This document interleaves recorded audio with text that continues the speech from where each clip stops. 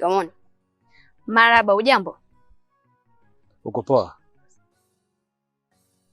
Mdogo wangu, huwezi amini huu mguu ulikuwa ni wa kwako. Tulikuwa tunakutafuta wewe toka muda mrefu sana. Nashukuru Mungu tumekutana na wewe hapa. Mlikuwa mnanitafuta mimi? Mna shida gani? Mdogo wangu, acha tu nikwambie ukweli. Sababu ya sisi kukutafuta ni kutokana na uwezo wako wa kuona matukio yajayo na yaliyopita. Na lengo kubwa kabisa ni kwa sababu nataka kubadilika. Sasa hivi sitaki tena kutapeli. Nataka nifanye kazi za halali bila kumdhulumu mtu yeyote yule. Ila kwa bahati mbaya siwezi kufanikisha hili bila msaada wako mdogo wangu.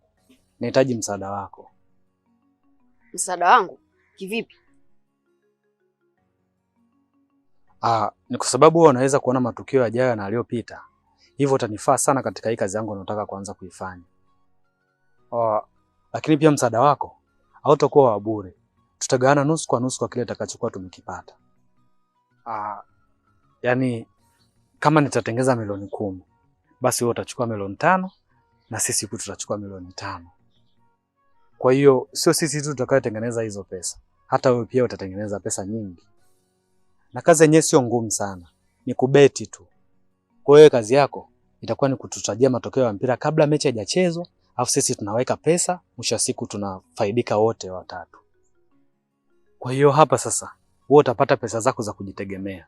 Utaamua wewe sasa ujenge nyumba, upange au ufanye kitu chochote unachokitaka wewe. Kwa hiyo wewe utakuwa unaamua maisha yako sasa. Ule nini, uvae nini, uendeshe gari la aina gani, na sio kukaa kulelewa na ule jamaa. Sio kama wewe jamaa wako anakutumia tu. Unajua ananufaika sana kupitia wewe lakini wewe hujui. Maana kupitia wewe amepandishwa cheo, anaongezewa mshahara, anufaika kila siku. Lakini wewe maisha yako yanabaki pale pale uendelee kwa lolote lile. Lakini kama utaamua kuishi na mimi, basi maisha yako yote yatabadilika. Utaendesha magari makali, utavaa nguo nzuri, utakuwa na nyumba nzuri, wazazi wako wataishi katika maisha ambayo hawajawahi kuyategemea kabisa.